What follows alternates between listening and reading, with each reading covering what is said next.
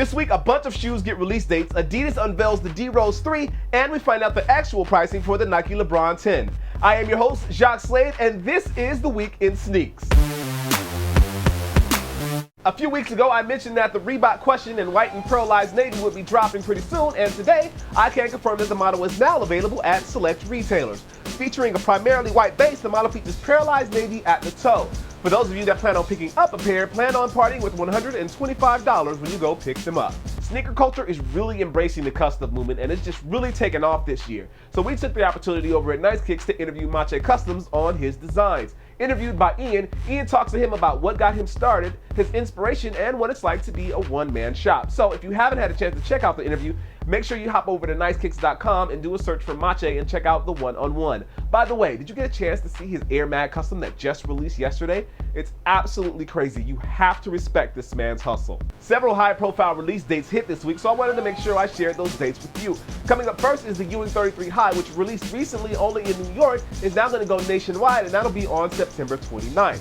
Additionally, the Air Penny 5, which is going to be in the Orlando colorway, is set to release on October 3rd. And finally, the Air Jordan 4 Thunder in black and tour yellow is set to release on November 17th.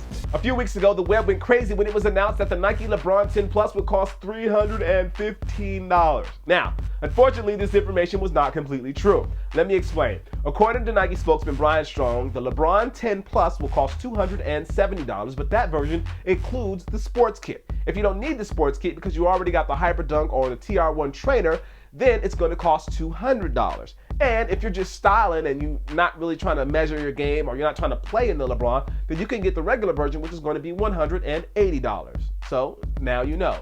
And the big drop of this week was when Adidas unveiled the D-Rose 3. The shoe definitely looks different from the previous models and looks like it's been refined on all points. According to Adidas, the model is a premium model and is made to look good both on and off the court.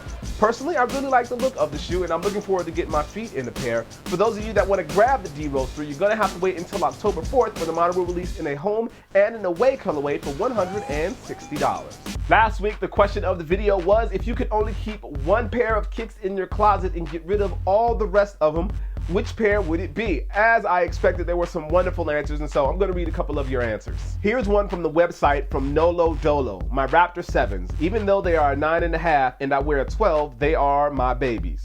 There is nothing that says sneakerhead like somebody that's willing to keep a pair of shoes that are 2 sizes too small. The next comment is from Logan J. Bays.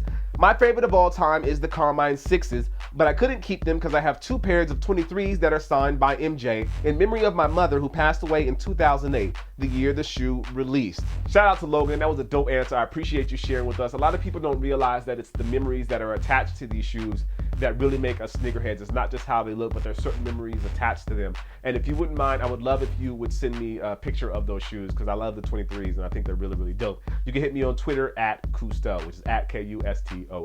And the final comment is from Cavs93, my Obsidian and Khaki Janoskis. The Janoskis is definitely a very dope choice. I have talked to numerous people who say that they love the Janoski when it comes to Nike SB. It's such a versatile shoe. You can wear it on and out of the park and it still looks good either way. Well, for this week's question, I want to switch it up a little bit and I want to know what you think I can do to make this show better. Let me know down in the comments and, let's work together to make this the best sneaker show ever. Well, that is the end of the Week in Sneaks, and if you haven't already, make sure you click that like button if you're in the mood and subscribe if you're in the mood for that. I am your host, Jacques Slade. This is the Week in Sneaks, and I will see you next week. God bless. Peace. Dad, you have nice kicks.